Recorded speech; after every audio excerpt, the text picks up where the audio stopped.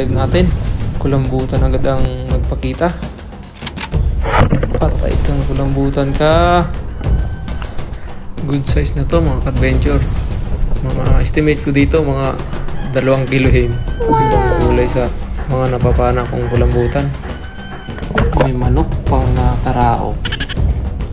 At sa next dive natin, yung kasamaan ko nakahuli ng payangitan. Yun, binatukan pa. Hindi na naawa. Medyo nahirapan yung kasama ko kunin sa butas. At sumama na rin. Kaya lang nakawala. Kaya dali-dali tayong nag second shot sa pool, sa ulo.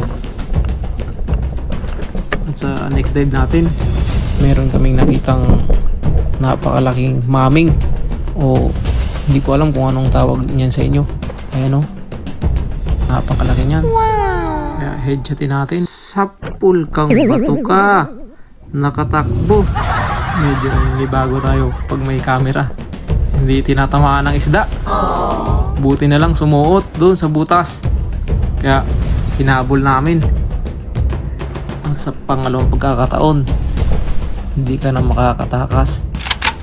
Sapul kang maming ka. Napakalaki nito mga idol. Tingnan nyo, sobrang lapad. Estimate ko dito mga 1 kalahati. Andun na naman si Boy Estimate. Napakasarap nito sa paksiw. Tapos yung gagataan, ayan o, sobrang laki nito. Muntikan pang lumangoy.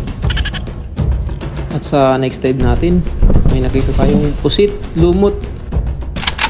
Patay kang pusit ka. Sobrang sarap nito sa calamares, adobo mga idol. Kaya naman shout out muna tayo sa ating mga follower. Salamat sa panonood ng aking mga video sa night spear fishing.